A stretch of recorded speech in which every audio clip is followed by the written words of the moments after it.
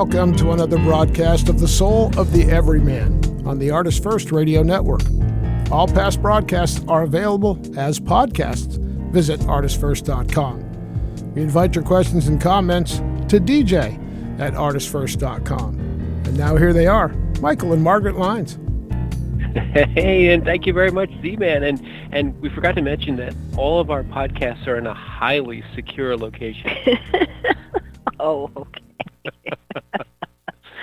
and I'm Margaret. She's we're pretty secure about that. Yeah. Indeed. Indeed. And welcome to the Soul of Everyman, where you're being monitored. And tonight's show is appropriately about security. But you know, it's funny because, Margaret, a lot of people think about security in the way we just talked about it a little bit more. You know, more about the sort of keeping my home and my possessions from unauthorized access, or people think of security as kind of like their credit cards or their computers having security on them. Right. Or the other way to think about it, when you're at the mall and some fat guy with a badge comes up and he says security. So right. We have this idea of sort of, I guess, protection, thwarting things. Right. And the idea that you can keep your family, your stuff, keep a watch of it, or your identity. I mean, that's the big thing right now is identity. Yeah, identity theft. Mm-hmm. And keeping your identity secure. And it's funny, just to digress there for just 1 second. Way back in the old days when we were growing up before the internet, you didn't tell everybody in the world about your business. You didn't say, I'm picking my toes right now, want to see a picture? No, you didn't do any of that stuff.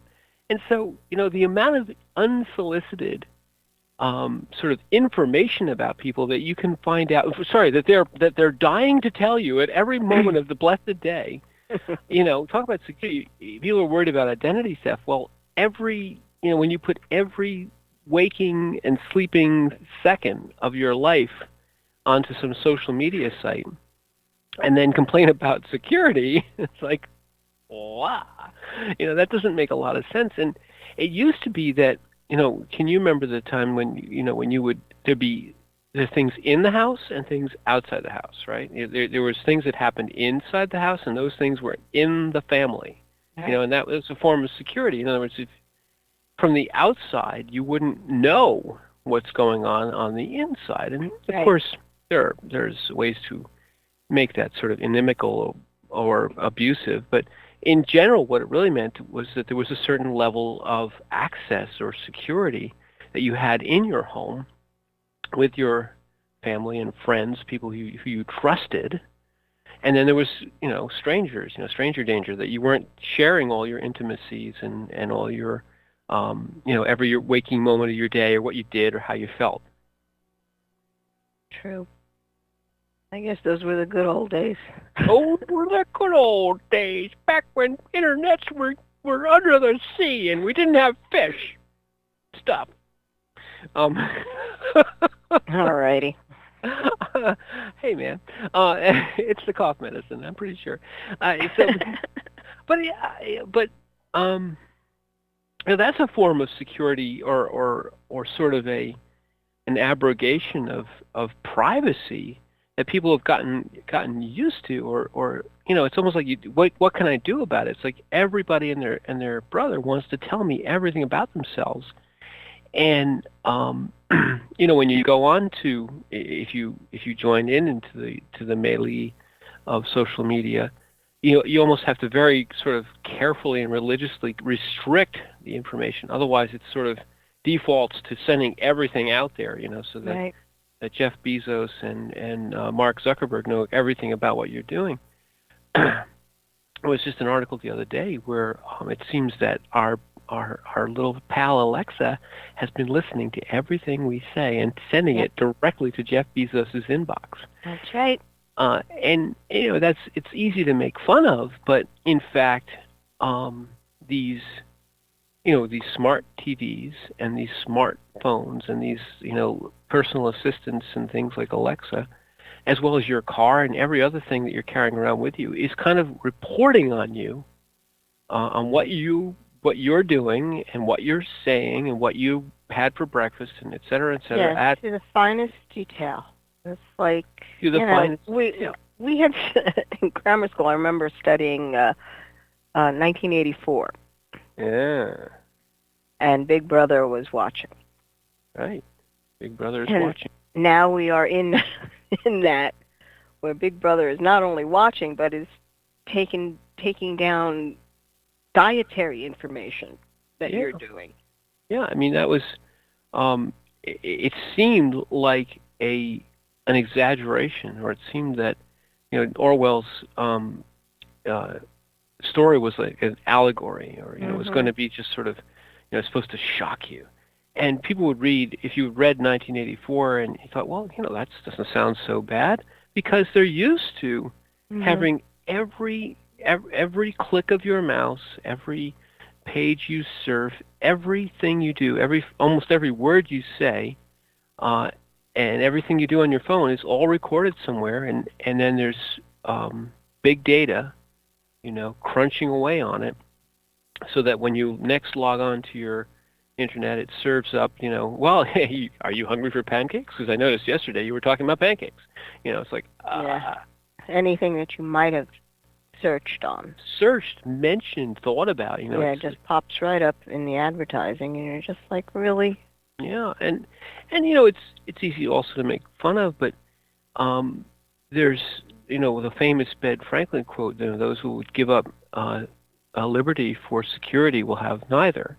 And I'm paraphrasing, but look at modern day China, which is maybe certainly not a bastion of freedom, but they're literally they haven't just thought of it, but they've installed what they call the social credit system, which is in essence every Chinese person, all umpty billion of them, are being monitored and scored without their knowledge, and then there are real life consequences of the score they have. So if you're whatever the action is, if you're not buying swirly peanut butter this week, you get a demerit, and then you can't go buy tickets for the game you want to watch or the movie you want to watch because sorry, your social credit score isn't good enough. It has nothing to do with your money. It has nothing to do with whether you want to go or not. It comes down to that you're being watched, and not just watched. You're being evaluated. Evaluated, but you're being forced. You're being penalized for not going the direction that they want you to go. You're being classified as a danger in some way. So therefore, we put you in the danger category, and there are penalties for being in that category, and different intensities, et cetera, et cetera, et cetera. It's just horrible. Yeah, and they do. Our theme this week is this show is security. They do a lot of that in the name of quote unquote security. Well, yeah, it's an easy excuse. Yes. And they basically say, well, you're supposed to be Chinese. You're supposed to be giving everything over to your country. Everything. Yeah. So we have every right to monitor you, to keep an eye on you, keeps everybody safe, type of thing. And you're just like, But that's the key. Is this, using this, what sounds like a great idea, keep everybody safe, into parsing it finer and finer, where in essence what we're really doing is making sure everybody obeys our rules, whatever our rules may be. Right. No free thought. No free thought, and it's not, where, yes, you might have people who, don't really, they don't, they're like, yeah, they're giving it lip service, but they aren't really doing the whole party line, but no one really cares. No, now every little things that nobody used to care about is being scored, and everything's being noticed. So it's not just, it's not that you can pretend to go along. You have to go along. Mm-hmm. No more choices, or there are real penalties. And it's an extension of what the foundation of their culture is, the truth. Mm. Where you don't have an identity. Exactly. Your family has an identity, but you don't have an identity. Right. That's taken away from you from the get-go, and it's very hard for the Western world to wrap its head around this. That I don't have an identity? What do you mean? It's like you don't. Whatever your last name is, whatever your family is, that is your identity. Right. And you're supposed to give over everything to your family or your clan, and that whole idea of what's happening with the clan goes on to be transferred to the country. State. Mm-hmm. The state. So this is.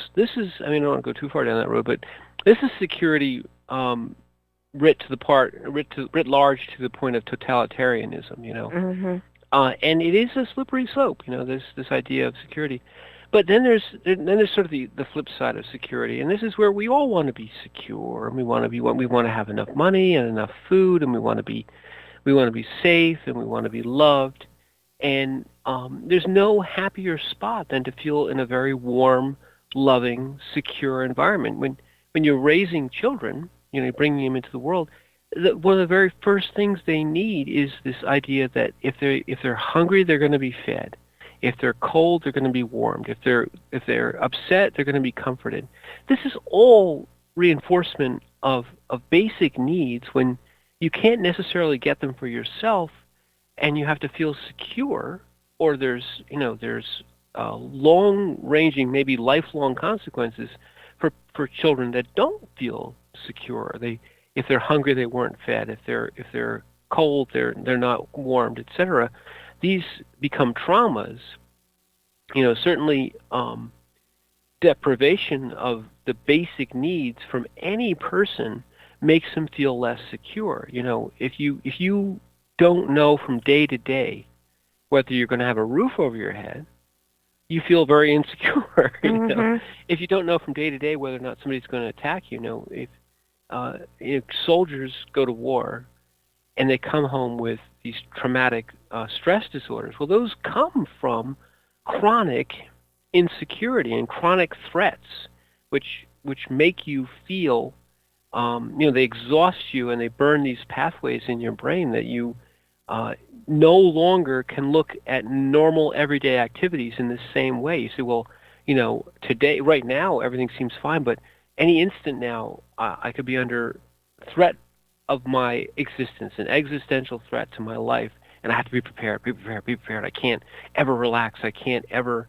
You see, so what's lacking there, generally speaking, is that their sense of security and trust these two things are intimately connected, has been taken away from them. True. It's very difficult if you've been traumatized in any way. And usually the concept of security, as you said, it's something that you're introduced to as a small child. And your needs are being met. And you're being shown, excuse me, you're being shown what manner of communication is needed to just let people know that this is where it's got to be, or you acknowledge that I'm hungry, but what happens if there's no food? Just so you become uncertain of, well, does this mean that I'm going to feel hunger a lot? Just as simple as that. And that makes for, well, gee, I have to make sure that I'm going to be able to eat. I've got to do everything I can so that I can figure a way so that I can eat. That it's about as basic as you can get. Exactly. When you're talking about existential needs, people need food, they need shelter, they need water. And then, at the level of an infant, there's very little you can do. If these needs aren't met, you're very likely going to die. Right. You don't have the Sure. ability. Where real traumas come in is a little bit later on, when children have some level of ability, but they know that they can't meet all their needs, and if they're given stressors which are beyond their ability to meet, this creates trauma. But it isn't just children. It's really any of us at any stage in our life. Um, you have to have an internal discipline, uh, which is strong enough to combat external stressors, which are going to come. And to the extent that you don't have the ability to combat a stressor, uh, you will be feeling less secure. So Coping. coping and competency. If you feel well trained and well able to deal with any situation, you think, and something comes up, you react to it with, well, I will have to change my plan. I will have to redirect some resources. I will have to, and you deal with the stressor, whatever it is, and all of us have these, day by day. Life isn't puppies, roses, and cookies. Stuff happens, and you got to deal, right? And stuff happens, and we deal. But there's a level at which, well, everybody has a different level at which they can't deal. They don't feel competent. They don't feel confident. And so when these things happen, what immediately is affected is your ability, is your feeling of trust and security. When there's an economic crisis, you lose your job. Um, you may initially feel bad, but then as things start to happen, oh, well, the bills, I can't pay the bills, and this, and these levels of insecurity rise. The stress from those things can drive people right up a wall. They can do desperate things. Mm-hmm. When people are hungry, let's look at Venezuela or any place where, currently in the world or in past times where people are hungry, all of a sudden there's riots. All of a sudden there's fighting over basic resources, water and food. All of a sudden people are under incredible amounts of stress, and they lose this veneer of civilization because they don't feel secure. So one of the things we put up on the website, which you guys should always go to and you should always check because there's awesome stuff there. Enough said. One of the things we put up on the website is it's a quote that says, "The security of the woman is the security of society." But really, I think that's a specific example. The security of a person is the security of society. Society writ large, you say, well, we're really secure. No. Each individual's security is part of that larger whole of whether you have a society. As soon as you get enough individuals who don't feel secure, society breaks down in a freaking instant, man. All of a sudden, people are running in the streets because they don't feel that they can just go to the store and buy food. They feel like, if I don't go right now, there won't be any more food. So run to the store, fight everybody on the way there, take everything that's in. What's the best example? Every time our friends at the Name It Weather Channel call a 17,000-word alert, the store is empty. The gas stations are lines out the street because people suddenly don't feel secure. Oh, I might not have milk for 12 hours, so I better go buy every gallon of milk there is in the store. Right. No, that's true. I was thinking more of what's up on the website. The security of the woman is the security of society. I believe that's in reference to the fact that the home is usually organized by the female part of the marriage. And women like to communicate to other women, which means that family to family kind of communication begins to happen. So you have waves of concern that happen from one to another. And there's a lot of talking going on to try to work out what it is that they're perceiving as a possible problem or a threat. Okay, that's usually what the conversations consist of. What is the possible problem or what is the threat to my child or to the family or to what's coming? That is what I believe the saying is in reference to. I think you're not at all wrong. You know, I want to just go back and unpack what you said. You know, if you look at human beings, just or anybody, but as biological organisms, one of our basic needs is to reproduce.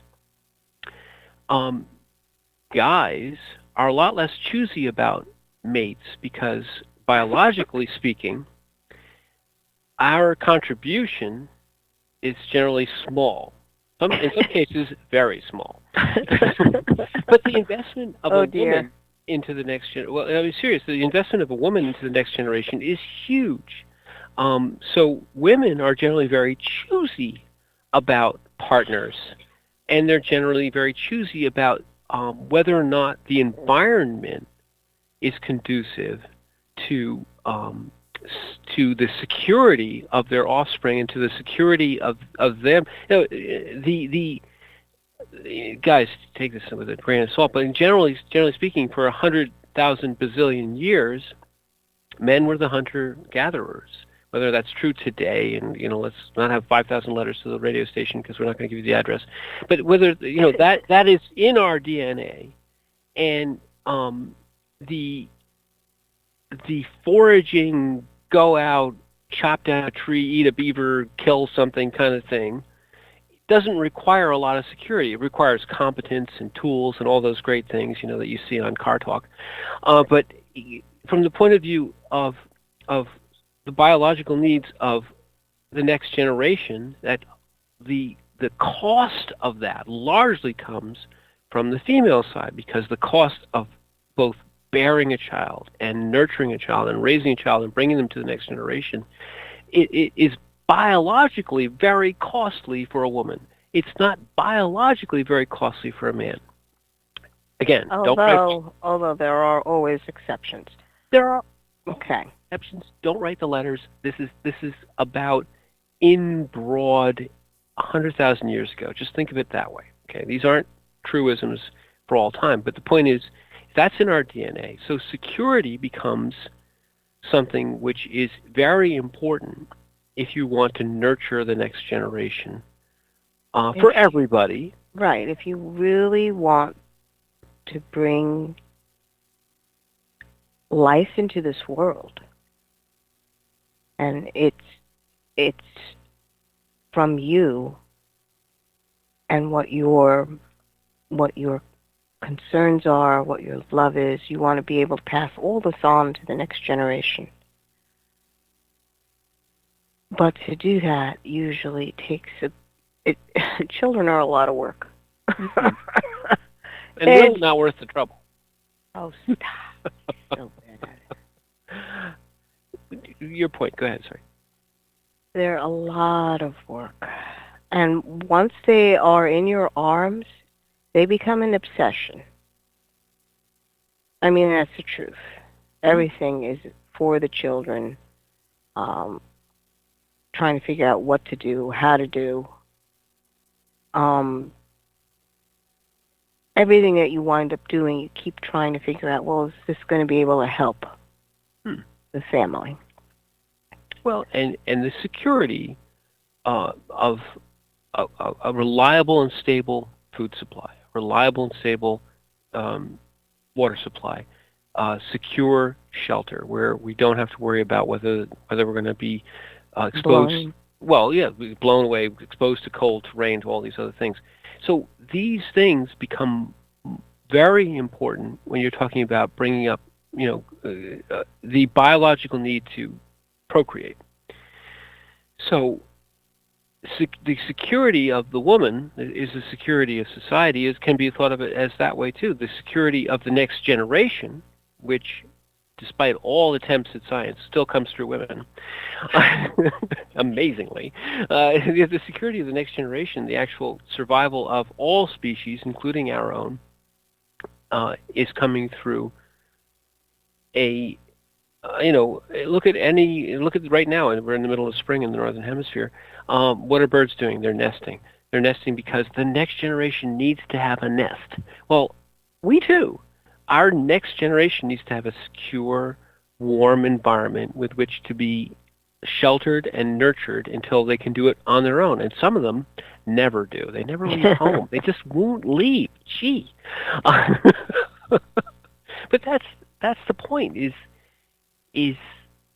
to the extent that we have security, we have a broader society, the family, and then the broader society. Without security, you have chaos. And the interesting thing is that in modern society, there is much more predictability of patterns and rhythms. I mean, before it used to be you had to know when certain trees were producing fruit or when was the best time to harvest a crop. Now we could just go to the store. As long as you have a little plastic card that says, hey, you can purchase that, that's fine. But I know, but to your point, the mind that is required to remember when a certain tree is ripe and when a certain tree is going to be coming into flower and into fruit, or when it's time to plant and harvest, a lot of that basic knowledge, which is devised to engender security, was brought forward through women as whether it was word of mouth or written down or passed on as tribal knowledge or whatever, because it was important to them and then to the society as a whole. Even now, you look at primates, and there's a tremendous amount of their brains devoted to knowing when fruit is ripe. Well, ours too. We look at, man, those mangoes look good. That's part of your brain that's 100 bazillion years old, going, ripe fruit, good. Well, it's just that with the primates, they are very sensitive to understanding when the cycles of plants are coming to fullness. So this is the time to go and climb this particular mountain to get to the trees that happen to be there that are bearing fruit. Right. And it's not just primates. There are many different animals, and their survival strategies are all about increasing their own security or increasing their own ability to survive. Survival strategies are about survival. Sure. And so the topic of security is really basic to life. To the extent that we're not secure, is to the extent that our lives and our existence is threatened. Right. Well, if you have no reliable source and you have an ongoing need. We all have ongoing needs. That's where it becomes super tricky. And whether or not you can handle the unpredictability of a situation. Yes, and it was incredibly predictable, though, that we would have to go to a studio break at this point. So, security, we need a studio break.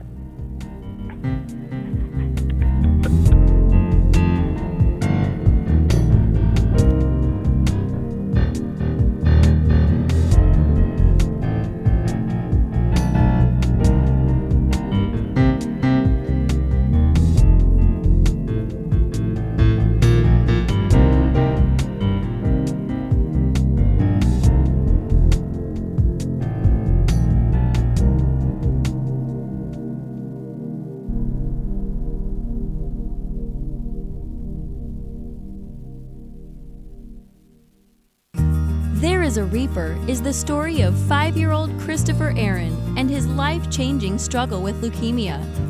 Winner of both the Indie Bragg Medallion as well as the reader's favorite silver medal for memoir, There is a Reaper has more than 100 Amazon book reviews and a 5-star rating. It has been described as life-changing, spiritual, a must-read. Just released on Audible and iTunes, this memoir is also available in paperback and on Amazon Kindle for only 99 cents. Get your copy of this life-changing memoir today. Taking God on Patrol is a first-person account of the world of law enforcement from the perspective of a Christian police officer in the fourth largest city in America. From speeding car chases to the crossing of the thin blue line, author Mark S. Cariner seeks to find God's biblical truth in a behind-the-scenes look at law enforcement. And check out Mark's newest book, The Tactical Heart. Both are available at Amazon.com. Rick Riordan fans, love mythology with plenty of action and humor? Destroyer's Blood is for you. The new fantasy novel by award-winning author Michael Lyons is book one of the adventures of Dev Kalian, the Blood series. Follow Dev and his magic sword Betrayer as they are suddenly attacked and forced to return to Olympus to fight in a war they want no part in. The world of men and gods is about to be destroyed by Zeus's ancient foe, and only Dev and Trey can stop him. The conflict never stops, and the amazing twist will have you on the edge of your seat. Act now while the ebook is on sale for only 99 cents. Destroyer's Blood is available on Amazon.com, Barnes & Noble, iTunes, Kobo, and fine e-tailers everywhere. And while you're there, get the free prequel, It's in the Blood, available for a limited time. The Timeless Esoterica radio program with Dr. Bruce is broadcast on the fourth Monday of every month at 8 p.m. Pacific, 11 p.m. Eastern on ArtistFirst.com. We explore topics including the paranormal, alien life, mysteries, conspiracies, hidden history, oddities, and much more. Each show will feature a special guest with exciting and thought-provoking discussion. Always keep an open mind, an open heart, live forever, and remember Dr. Bruce believes in you.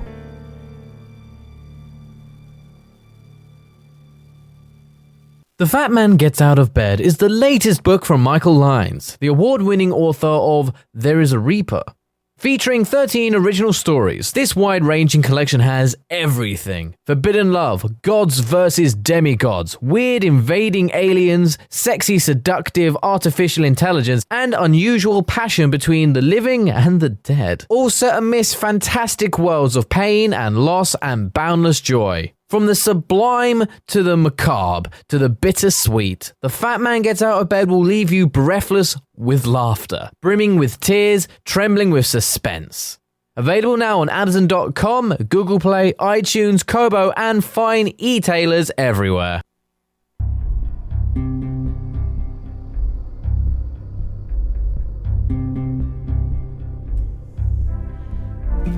Thank you for joining us on The Soul of the Everyman on the ArtistFirst Radio Network. Let's get back to your host. It's Michael and Margaret Lyons. Thank you very much, Z-Man. And it is Michael and Margaret Lyons. Here we are. Yeah, we made it past security. And tonight's topic is security. And in the first half hour, we were talking a lot about it. But I'd like to throw in another thing into the mix, and that is that one of the things we mentioned in the last half hour about the security of the woman as a security society, but I would say that it could go a little, we could notch it back one and say the security of the woman is the security of the family, and the family is the basic component of society. And what the other thing which is, related to that has to do with the fact that in the way back times before things were as wonderful as they are today, women were oftentimes considered the primary asset of a family, and not only because from again, we all come into the world through women, despite the best efforts of science, but also that in a society where you didn't have the security of the broader society, that if you were going out into the world, you could oftentimes be abducted. I mean, one of the spoils of war would be to take the children and the women from your enemies. Right. And why were you doing that? Because it hurt them the most. You were taking their future, which is their children, and their ability to procreate and to provide, to continue as a society, which is their women, and that made women something which was so precious that it had to be defended by the most, whatever means were available to a society. Now, again, don't write 5,000 letters. This is a long time ago. We don't have that problem now. Well, not in America. Not in America. But, when you talked about a family, you were also talking about bloodlines.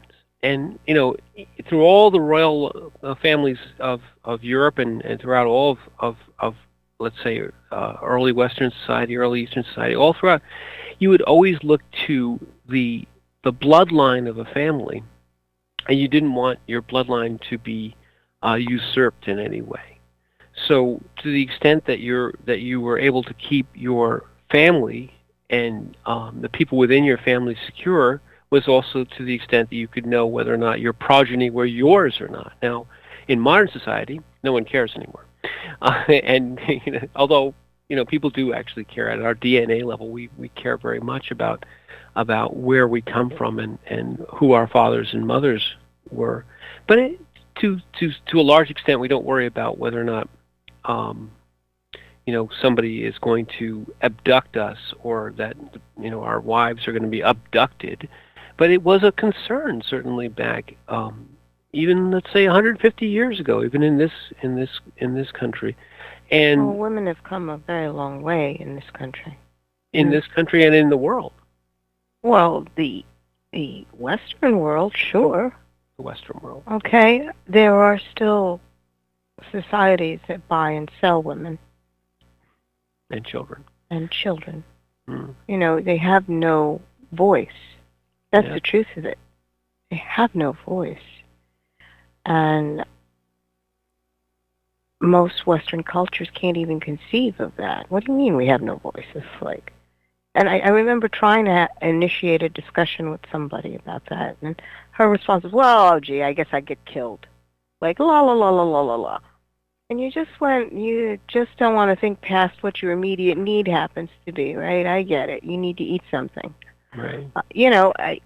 So self-absorbed in whatever's going on in this moment that there is no thought that maybe there's another female somewhere that's hurting so bad, or has no rights. Not only has no rights, but must do exactly what she's told. Yeah, that's true too. We're kind of digressing, but you still have a rampant human trafficking problem. Yes. And that's not just in the undeveloped or the third world. That's that's the people that they're selling them to are often in the developed worlds, in the first world. Right. And certainly in the third world and in countries where the society has broken down, one of the first things that goes is the security of your children, is the security of yourself and of your family, and certainly of the way societies break down, the disadvantaged children, or certainly anybody who can be taken advantage of, are immediately the hierarchy immediately becomes not we're all one big happy family where everybody's equals. No, it instantly turns into I'm stronger than you, therefore you do what I say you do.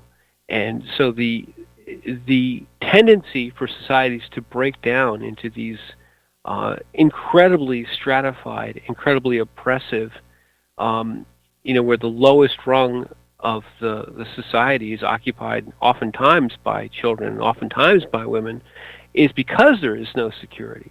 We take for granted that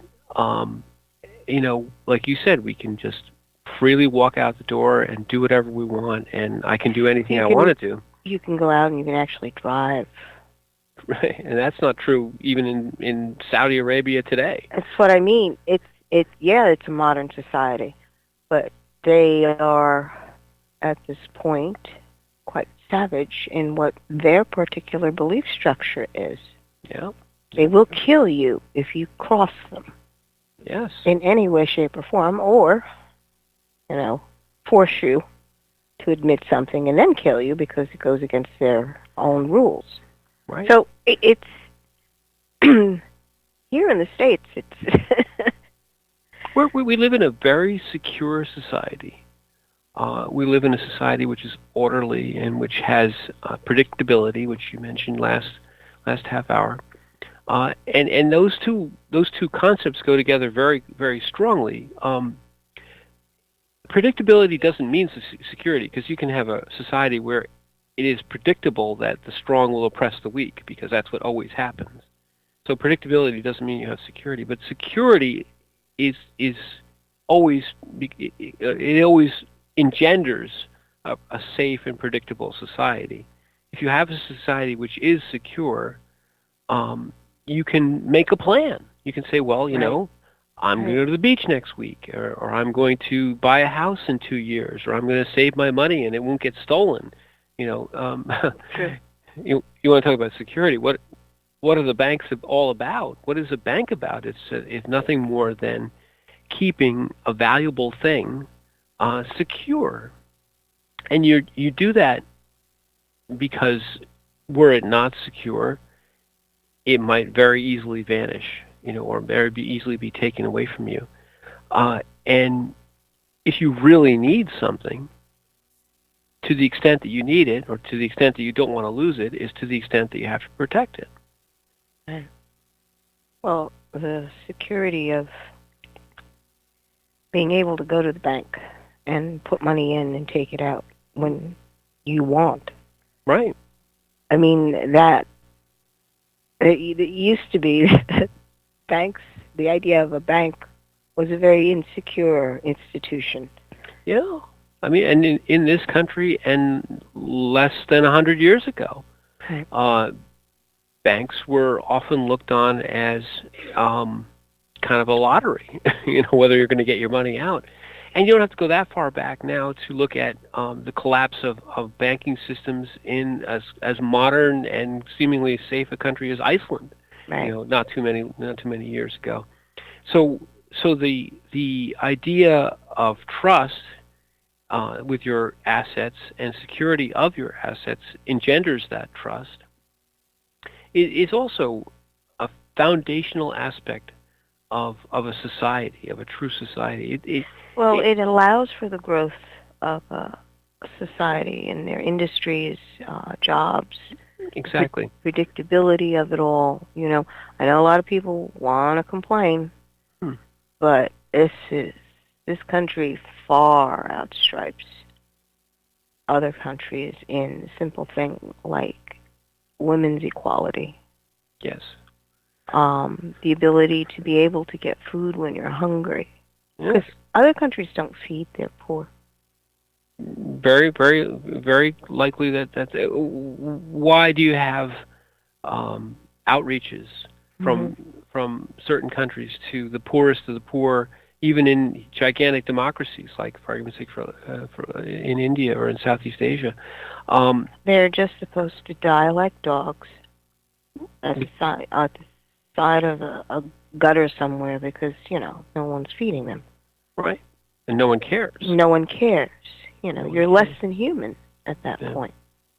I wanted to roll back to a little bit to, you mentioned again about security and the fact that you can put your money into a bank and be secure. But the other thing that a large part of our economic system is based on is insecurity, and it's two different ways. If you can convince somebody that they need something or they won't be secure, it becomes a technique for marketing things. Yeah. Increasing someone's sense of insecurity and then putting something in front of them that says this will meet the need that you suddenly have to be secure, is a tried and true and incredibly successful way to sell things. And then the other side of it, sort of the idea of risk reward. In a stable and secure society, there are still levels. So to the extent that you risk something, our system says that you should also, to the extent that you have skin in the game, is also to the extent that you have that the reward or the loss, but the reward is yours. If you risk all, you can gain all. But right. But risk is the opposite of security. If you want to be safe and not take any chances and grow your money at 0.001% per year, you can put it into the XYZ safe fund. Or if you want to toss your dollars out of a skyscraper window and see if they hit the bullseye at the bottom and you get $1 million, well, if you hit the bullseye, you get the $1 million, but it's incredibly risky. Well, those, to the extent that you're willing to trade your competence and your confidence for the quote-unquote safe, secure way of doing things, it also gives you this stake in the game. So we recognize that even though people can go a secure way, that if they risk all, that they can also gain all. So part of the mobility in our society, or in many modern societies, is to the extent that you are willing to risk losing, that you are willing to take a chance and be less secure, and maybe win win the game. But if that risk isn't real, if you pretend to risk all, but then if you win, you get it all, and if you lose, there's no penalty, people look on that and say, well, that's not fair. They look and say, well, you're cheating. You're getting the reward if you win, and you're risking nothing and pretending that you're risking things if you lose. Right. And when people see that, they understand that truly taking a risk and truly playing with your own stakes, risking something which you could have, your security, for something that you really want, which might or might not come, is a game that has to be played straight. It has to be played fair. If it's heads I win, tails you lose, people don't like that, because the game is rigged. It's only a game that you can only win, or it's only a game where you can win and everybody else can lose. Right. And it's only whose money is actually at stake. Right. Is it mine, or are you just talking about what could be? Right. Are you playing with the house's money? Mm-hmm. A lot of people get very outraged when they see people pretending to take a risk, but what they're really risking isn't theirs in the first place. It's not their money, or it's not their asset, and yet if for some reason their chance pays off, they want to claim everything. Oh, that was my risk, my reward. But if it doesn't pay off, all of a sudden, well, that was, oh man, we lost. Well, you lost, and you lost, and you lost, and you lost. And I just was in the front, just helping us, do the thing. So that will engender. You'll lose a lot of security if people find that out. They'll come and hunt you down. Right. So we take a society which has basic security. We have basic shelter, basic food, basic everything looks very good, but we let ourselves play with a little more complicated risks and a little more complicated losses of security. The entrepreneur risks many things, but then we don't feel bad. We say, well, I wouldn't want to risk those things. But when it all pays off and the sun shines and you win, people say, oh, well, that woman or that guy, they risked it all, they rolled the dice, and they won. God bless them. Mm-hmm. But I don't want to do that because I don't want to roll the dice. I don't want to. I don't want to trade my security for maybe a reward. Right. It's I have a lollipop in my hand. I'm not going to put it down on the ground and see if I can capture, a bigger lollipop. I'm going to lick this one. Right. So that ability to voluntarily give up some security with the hope of getting a reward is sort of foundational to our society. The fact that we allow and recognize that that sort of capital, or that sort of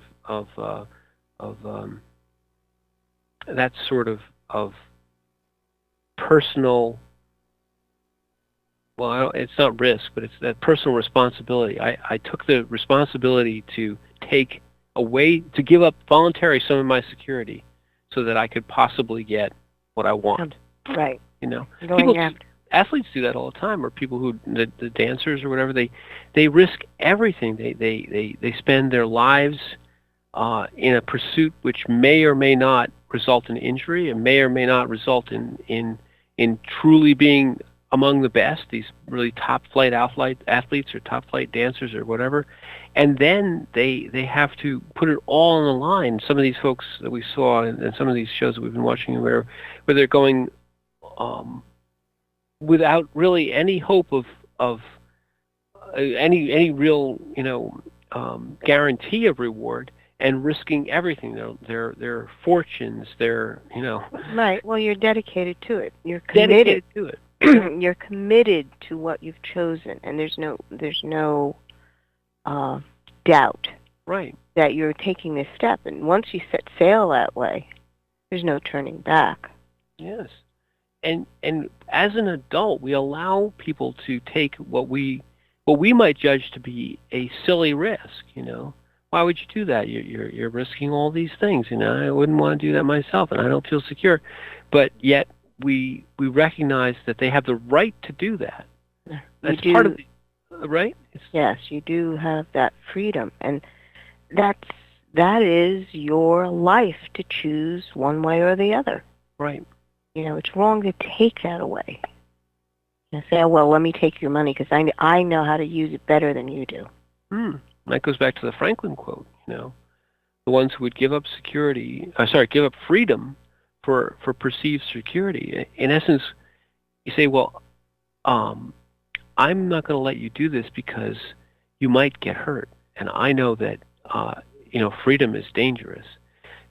That argument sounds so terrible, but yet that's the argument that we discussed in the last half hour about this social credit system that they're put into place in some countries. They're basically saying that we know better. We know what makes a society secure, and it's not you. It's not you. It's not your freedom. Right. But that's what each person's life has been gifted with, the ability to choose their next step. And the problem is when you've given too much power to someone who's too young. Well, yes. Okay, but you can't use that as an excuse all the time for being able to swoop in and say, okay, well, he's too young, I'll just take over. Right. You have to let them fail. Well, there's a lot of dynastic changes that had happened through different cultures, where whoever was the king or the queen or the emperor of that society, they wound up dying, whether it was a war or whatever, but another house is trying to take over, or if they have any kind of blood tie at all to that throne position, they will try to take that and kill everybody else. So that there's no more claims. Right, they're trying to enhance their own security. Right, pretty much. But I mean, to go back to the a little bit back to an earlier point too, the idea that you can, allow somebody to, or rather that you have the right to risk your own security. is a fundamental freedom, and yet it's tied closely with responsibility. Well, we say that I have the right to risk my own security, but if I have people whose security depends on me, then to some extent I have to either consider them or understand that, a case in point, I'll just say a personal example. If you have children, you should feel that their security limits your ability to risk, something which might affect them, because they don't have their inability to be secure without you, or the fact that you're risking things which you've committed to their security, the house or so on and so on. It should become an impingement upon that risk, or that freedom to risk. But yet we do recognize that if it's yours, you can take something which you feel, which others might not want to risk, and you should be able to risk it. You should be able to relinquish the security of having this thing freely. This is an important freedom, which when people talk about, you might get hurt, so we're not letting you do that. We don't want to let you risk that thing because, it's risky, it's not secure. Taking away your responsibility for your own good is also a way that societies can end up breaking down, because the essential idea is that although you can gather and hold on to your security, you should also be able to relinquish your security freely. Right. No, it's true. The ability to choose to do that. And it's very difficult, especially with, I was just thinking of someone I know who's, the elder parent was just losing it. That happens. And taking risks with what they had, and without being able to say to a court that this person is not making a valid choice. Taking away their ability to make that decision, they are completely free to do whatever they want to do with whatever they have. It's theirs, their money, so to speak. Their stuff, whatever it may be. So that gets a little hairy. Well, you bring up a great point, though, that we also require that people be basically competent in order to exercise the responsibility of abrogating security. You don't want somebody to be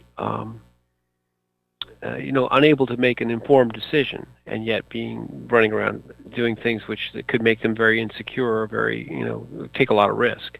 Right. So, but those are the special cases. My opinion is that you always err on the side of granting the freedom, and then finding the special cases, if you will. True. And we find ourselves in a special case. We're at the end of our hour. Oh man, I feel very insecure about that. Oh, nonsense. Well, and this has been the soul of the Everyman. Yes, and I am a highly secure version of myself, Michael Lyons. And I'm Margaret. And she's my security. I love her. Thank you for listening.